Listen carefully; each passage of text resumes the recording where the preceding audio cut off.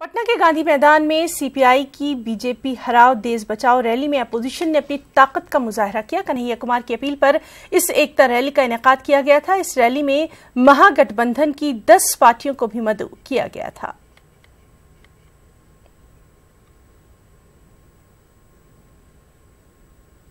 Rally होती रहती है, रैली निकालना उनका काम है और बाद में सत्ता में आना हमारा काम है।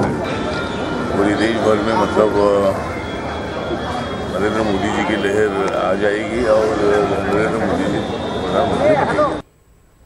और सीपीआई की रैली में तेजस्वी यादव के शिरकत न करने पर आरजेडी ने सफाई दी। आरजेडी का कहना है कि तेजस्वी यादव का प्रोग्राम पहले से कहीं और तय था, इसलिए वो रैली में नहीं शामिल हो सके। आरजेडी ने कहा कि अजीम इत्तेहाद में कोई इख्तलाफ नहीं है और कन्हैया कुमार के साथ स्टेज शेयर करने में तेजस्वी यादव को कोई परेशानी नहीं है। लोग का ध्येय उद्देश्य एक है, मिशन एक है, इसलिए सब लोग अपने अपने कार्यों में लगे हुए हैं। और गांधी मैदान में लालू प्रसाद जी ने जब शुरुआत किया था, आपको पता है रैली का, तो सारे लोग उपस्थित थे उसमें, इसलिए कहीं कोई परंतु किंतु नहीं है। तो आज क्यों नहीं जा रहे भाई? तेजस्वी यादव जी हम पहले ही कह रहे हैं कि वो कार्यक्रम पहले से उनका तय था बाहर, इसलिए वो नहीं उपस्थित हो सके। कांग्रेस के सीनियर लीडर गुलाम नबी आजाद का कहना है कि बिहार में कांग्रेस आरजेडी की बी टीम नहीं है। उन्होंने कहा कि बिहार में हम ख्याल जमात के साथ हैं। सीटों के बंटवारे के ताल्लुक से गुलाम नबी आजाद ने कहा कि अभी इस हवाले से कोई हतमी फैसला नहीं हुआ है।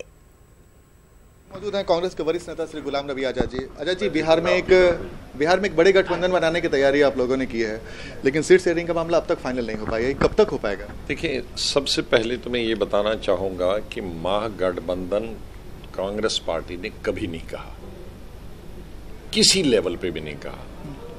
महागठबंधन मीडिया के द्वारा किसी ने उठाया तो उसका नाम महागठबंधन रखा, लेकिन as a party Congress party ने कभी महागठबंधन की बात नहीं की। और महागठबंधन कभी लोकतंत्र में हो ही नहीं सकता। लोकतंत्र में लाइक माइंडेड पार्टीज एक हो सकती है। सर, कभी लाइक माइंडेड पार्टी में आपके साथ जेडीयू भी थे, आपने आज गांधी मैदान में बोला कि उनका अपहरण कर लिया गया, क्या वाकई अपहरण किया जा सकता है नीतीश कुमार का? नहीं, अब वो कई अपहरणों से जबरदस्ती होते हैं, कई अपहरण में लड़की की भी मर्जी होती है, तो यहाँ तो ऐसा अपहरण हुआ कि दोनों तरफ से मर्जी थी।